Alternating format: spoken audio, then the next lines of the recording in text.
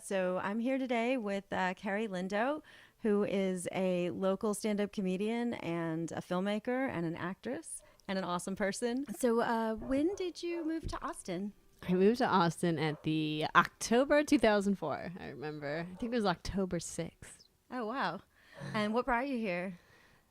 I was 22 and I just didn't really think about things when you just made life-changing decisions at the drop of a hat. I lived in Philadelphia and I knew I didn't want to be in the cold and I wanted just like a completely different environment and scenario. And I had been to Austin once for South by Southwest, just for like a spring break. And I was like, that was fun. Of course, like Austin's nothing like it is that week. But I was like, yeah, that place is great. We just walk around and go to see different bands. And so I was like, and it was like Craigslist had just started. So I was able to I was thinking about like Seattle and a couple other different cities. And I was like, well, Austin is relatively more cheap. I've got $2,000, and I think it's going to go further in Austin. So that's how I ended up here. Wow, so you didn't know anybody I here. didn't know anyone. I had a friend or two who lived in Houston, so that kind of made it easy. Where I like drove there, and I could like look for a place. So, like back in the day when you use the Austin Chronicle to find a place to live, it was calling numbers in the Chronicle, and then I could like drive back to Houston and then drive back. So, but I found a place pretty quickly, actually. There's something about Austin that is, to me, just more permeable, less pretentious. Like, just not just compared to LA, but just compared to all the other cities I've ever gone to. Yeah. Really, like that. I mean, then that's my perception. But yeah, it just seems like a good place to be able to sort of like make a decent life and not be just on the hamster wheel constantly. And it's certainly got that reputation for a reason. Mm-hmm. Although I'm also worried with how Austin's changing. That like, is it going to be the same place? Like, is it going to be as easy to live and create art in 5 or 10 years, and have a family and be able to send them to schools and things like that? Yeah, those are all very good questions, and nobody knows. Yeah, but yeah, like, I mean, that's something that I think about, and I wonder, like, what kind of things could we do to keep Austin, to keep it the way that we want it to be, or the way that, a thriving creative community. Because if you price out your creatives, then is it a place worth living in? Yeah, but you can't tell people, no, you can't move here. So it's like, what can you do? I mean, I moved here at one point, so. Were you already doing comedy when you got here, or did you find that in the course of being here? I hadn't really done stand-up. I had done it like once or twice in college, but there wasn't really a stand-up club or anything. Like one time my friends and I would put on a show once, and I did a couple like singer-songwriter open mics, which did not go great. And I had written for like my school's humor magazine, and we kind of had a small comedy community within that at Penn State. But I hadn't really done like the club open mic scene really. But I knew that's like exactly what I wanted to do when I moved here. Cool. And you do acting and filmmaking as well. Was that something that you also got into here in Austin? Yeah, I got into that all when I was here. It was something where, as a comedian, it's definitely like another part, sketch and film. But it was definitely intimidated. But in Austin, I just started meeting filmmakers, and they kind of like led me into it. I had a friend, David Layton, who was just like, write something, let's make it. And that's kind of how I got addicted to it. Perfect. So did you find the creative community here was very like was it permeable? Was it like a receptive audience waiting out there? Or I think so. I mean, I was kind of surprised just like jumping into filmmaking, how supportive everyone was and interested people were in like combining communities in terms of comedy and filmmaking. And that made it really easy. And then I got into improv for a little bit too, and that was really fun. So it was definitely just like all these kind of things you could just check out, and you like instantly made 30 new friends. You start improv and then you're like, oh, new friends right away. Nice. So what's like the timeline look like in terms of like, I guess all of those different interests? Like, so you moved here, would you say 2004? Mm-hmm. And then you started doing like open mics? Yeah, I started doing open mics like that week. I went to the Velveeta, wow. or maybe the second week I was here, I went to Velveeta Room. and I went to No Shame, which was at the Hideout at the time. So those are my first open mics. And then I eventually checked out like Cap City and stuff. And so, like, I guess you said you started just making friends right away, just kind of doing different stuff. Yeah, the scene with the stand-up scene was a little bit smaller back in the day. So when there was a new person, you were like, oh, there's a new person. Like you could people knew you were the new person. Where like now, I think it's so big that you just be like, oh, you're just an open mic I've never met before, or something like that. So it was easy, and I also I remember there was a couple comics who had just moved here when I did. One of them, Lisa Delarious, she moved like a month before me, so we kind of became friends right away because we were both getting to know the city, getting to know the comedy scene. And there's a couple other people, David Huntsberger and Lucas Melendez, had just started doing comedy. So especially when you're new at stand-up, they put you at the bottom of the list always. So like you kind of become friends with the other bottom of the listers. Makes sense. Yeah. So walk me through the process of like becoming a comedian in Austin, or like, I guess not becoming a comedian, but like, you know, getting into the comedy scene and like what that entails, like what the work is like for you, or like what you have to do to really make it to be legit, you know? Yeah, it definitely starts with the open mics. You just do as many as you can. And there are a lot more now. There's this website, Last Gas Comedy, that has them like all listed and what time they start and how you sign up and stuff. So that makes it easier. And then also after that, you kind of start going to comedy shows and like the booked ones and watching them and getting to know like the people who book those shows and the hosts. Or you could, you know, a lot of people just start their own because there's so many new bars here popping up and stuff. So that's definitely another way to go about it. So yeah, you start open mics and, you know, talking to everyone. There's a lot of hanging out. Like everyone, a lot of times will hang out on the weekends at Mugshots after a Velveeta Room show or something. So then you go to Mugshots and you meet people. And then hopefully you work your way up to hosting is like the first step, or hosting the open mic maybe, and then like hosting for a week.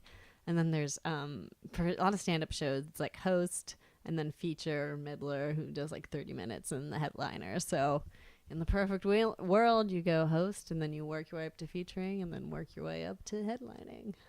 Cool. And then, so I guess with film stuff, you just start kind of collaborating, just thinking of projects that would be fun or funny, and then just go from there. Like, yeah, you definitely start I mean, for me, I started writing stuff and then having friends film it. And then also just like helping out in other friends' things. Like it's a very much like, you do me a favor, I'll do you a favor kind of thing. And meeting people, which makes it so much easier.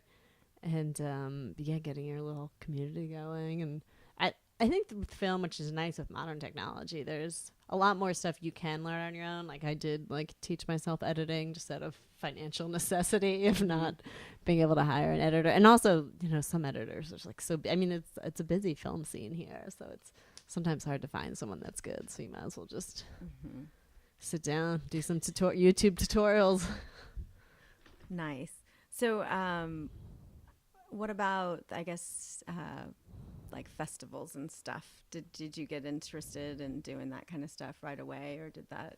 Yeah, I think a couple years in, maybe I started applying around. Now there's a lot more. I mean, when I first started, there was just kind of the bigger ones, which were harder to get into. But now it's kind of like one of those things where like every city is starting to have a comedy festival, which is good because now when you're kind of newer, you can still apply and get in places. So yeah, you just start applying places. And not all of them you can apply to. Some of them, like Moon Tower and stuff, you kind of just have to be asked.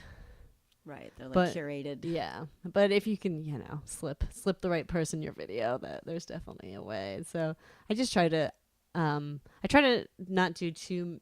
The festivals are weird because a lot of them you have to, not all of them, but a lot of them you have to like pay your own way. So I try to look at like what city have I never been to, and what city's cheap, or which festival has good headliners that would be good to meet, kind of thing. I know you've gone to LA. Yeah, I've gone to LA and New York and Philadelphia and done festivals in like Portland and Denver and Florida.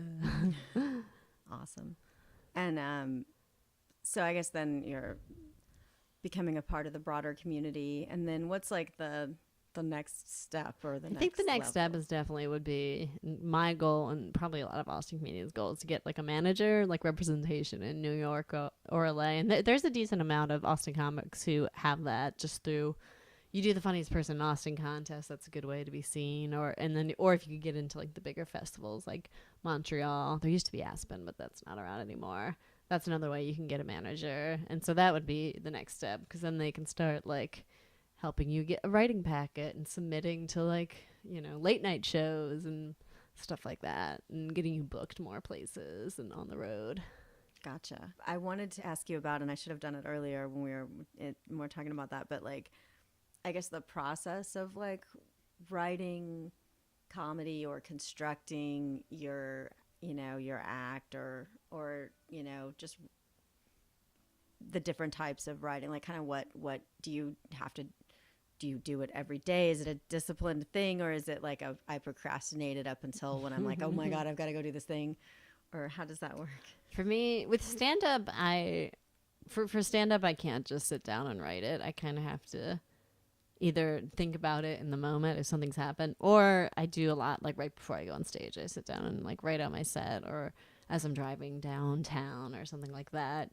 For script writing, it's very different, where I have to sit down and be like, all right, I'm gonna, I have to go to Flight Path or go somewhere and sit down and try to write it out. And for me, I find I do kind of procrastinate a little bit, but I try to do, even though they're kind of money wastes, like different like screenwriting competitions and festival competitions, even though I'm not going to know I'm going to win. It's kind of like, all right, you have to finish this by this date and send it off, which I find helps, because I do I do procrastinate. I was going to say, I'll find a reason not to do it, which is procrastinating.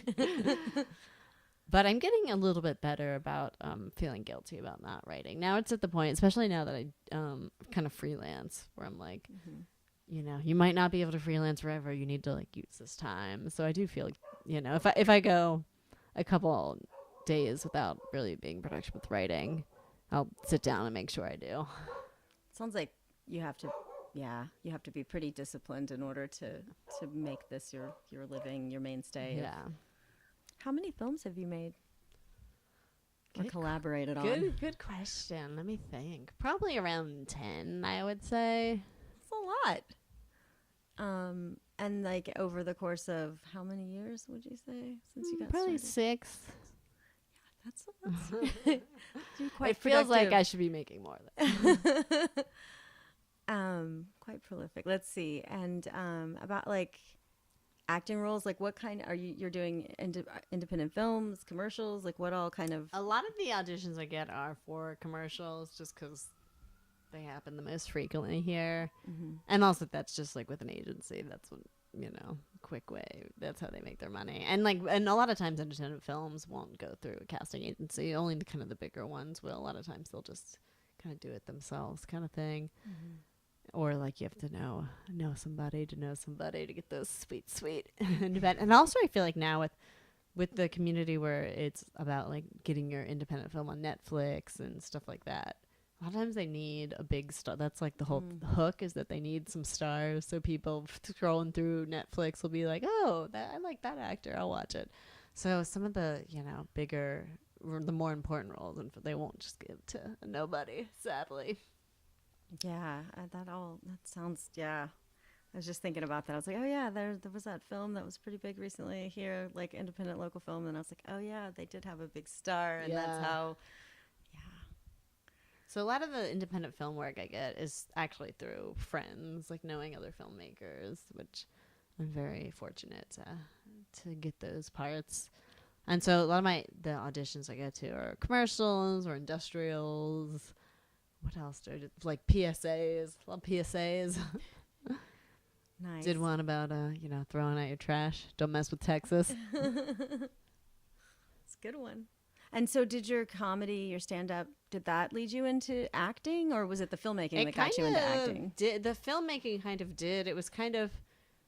The first couple films I didn't put myself in, and then I started to, me and my friend John Merriman started to make stuff, and a lot of times we'd write stuff to be simple so we can make it easier. So we're like, all right, we need one space, we need something to take place in one room with 2 people.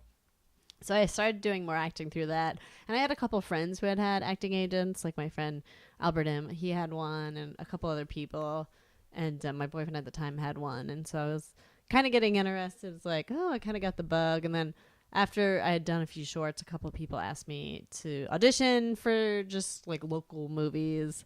And then I ended up getting in this movie called Pictures of Superheroes that Don Suenos made. And then I was kind of like, once I was like, all right, I want to keep doing this. And also once I quit my job, I was like, oh, okay, now I can like go on auditions and stuff like that. I don't have to get off from work or anything. So then I went to get an agent. So tell me about that, because like that seems like a really scary step. I remember like when you were telling me you're gonna quit, I was like, what, really? Like, so I mean, how did you prepare yourself mentally and in other ways for that step? For that step, it took me a while because once I quit my job, I'm like, all right, I'm gonna get an acting agent, and I think it did like take me a while before I actually kind of actively pursued it. I think it also just seemed like so scary and kind of impossible. And I think I had one friend who had it. He's like, he's like, well, it's hard, But I actually kind of ended up just lucking into it, where I was doing a little bit of acting, and then my friend's like stepbrother he was working at an acting agency here, and I was like, oh, perfect. And then I called him up, and he's like, oh yeah, I've seen you, do stand up or improv or whatever. And I sent him a clip from something, and that was that. So I'm like, oh man, I was like psyching myself out for like a whole year. I just had to make a phone call. So has the acting work been pretty steady, or is it uneven? Is it come in cycles? It's unevenly steady. It does kind of oddly come in cycles, and I guess sometimes that has to do with like budgets for stuff. Like companies sometimes towards the end of the year are using up their yearly budgets and stuff. But it's just kind of strange where I've been getting a lot of just like kind of background work, but some of that could be like lucrative, so I don't complain even if I'm not the star. If I'm certainly making more than I would make in a day. And I've been going on a lot of auditions, and like it took a while before I didn't land anything for maybe 2 years, and then so I think I actually did get better at it. I think auditioning can be like, it's really hard to just not be completely nervous, especially when you walk in and there's like 10 other people who kind of look like you. You're like, oh man.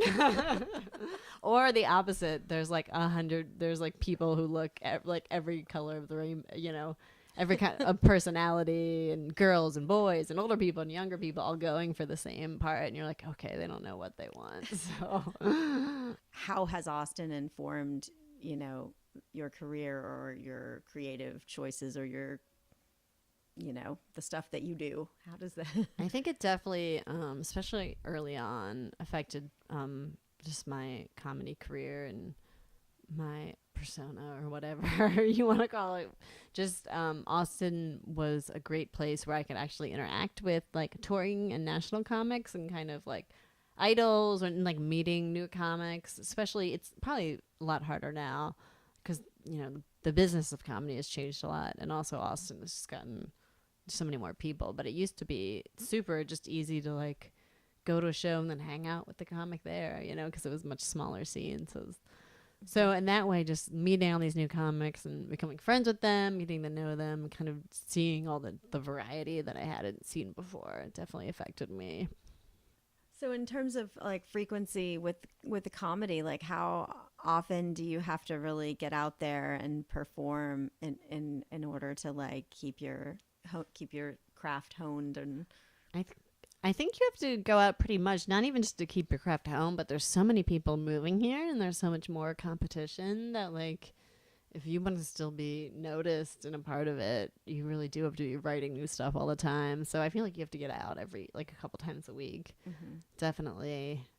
For me, I write more too. I mean, I think it's different for everyone. Some people can write a bunch of new jokes and then just go out, once a week or a couple times a month. But I really do write more if I'm going to open mics. I think it's like partly just like getting sick of my own stuff if I have to say it a few times a week and forcing me to write more. But also I feel like I do a lot of writing just like right before I go on stage, or that day where like I'm like, okay, I like to start with something new. So I just kind of think about like what went on that day or what stuck in my mind. So for me, the more I go out, definitely the more I write.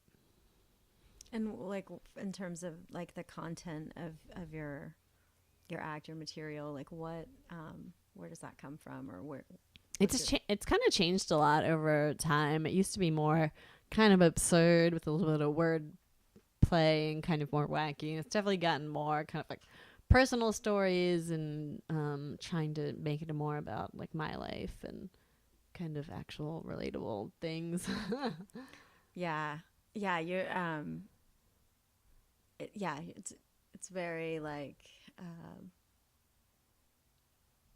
it's like we're having a conversation. You know, like when I see your act, I see you perform, it's like, oh, it's almost like that's Kerri when we talk, but now she's on stage and it's like, you know, it's funnier. And I know there's like, you know, that you've scripted it or whatever, rehearsed it, but I always wonder this when I watch comedians perform. Like, how much of it is true and how much of it is like that's just for the joke, like percentage wise, or can you tell me that? For me, a lot of it is true because I have a hard time. It just sometimes doesn't feel right. Even when I change a name, sometimes it feels wrong. I'm just like, oh no, which makes it hard because then you can't talk about people because it's their real name. Or like I'll try to do a joke about something and I'll try to change the name and it's just like I keep messing up. So for me, a lot of it's true. I mean, a lot of it's untrue in the sense I'll be like, you know, I was talking to something like the setups or like the other day when really it was like a year ago kind of thing. That's like a lot of it's stress, but for me, most of it is kind of true, I would say. I think that, yeah. It's either 100% true or completely not true. I don't know. What else? Is there anything else that we haven't covered that we should talk about? That you want to say to the world? Here's a little clip from my 2015 Funniest Person in Austin set. Guys, I am bad at the internet. I'm just like liking ex-boyfriends' photos with new girlfriends by accident. And then unliking them. And then spending a long time trying to decide if they still get a notification. It's like a cycle. But I can't get mad at the internet because for every picture of an ex-boyfriend and his new girlfriend, there are videos on YouTube of kittens going down a slide. And I said kittens plural, Cap City. Like the first kitten was all scared. It was all like, but the second and third kitten, totally into it. They're just like, meow, meow. And I like picture myself at the bottom with like my shirt out, like catching them all. And they're all little and they crawl about me. And then we all go down the slide together. And then after a while, you don't even remember you're gonna die alone. The beauty of the internet. Just cat video, and then we die. Second death reference tonight by me. I'm trying to enjoy the nice weather. My friend and I keep going hiking. Recently we went to Pedernales Falls, which is really nice. But as we were hiking, we came upon a pair of abandoned men's pants, which is scary, because that means there's a pantless man somewhere on the loose. That's like the scariest thing you could see in the woods. Like you could see like a bear, it might have already eaten, might leave you alone. But a pantless man, always hungry. Never leaving you alone. Am I right, ladies? Ladies?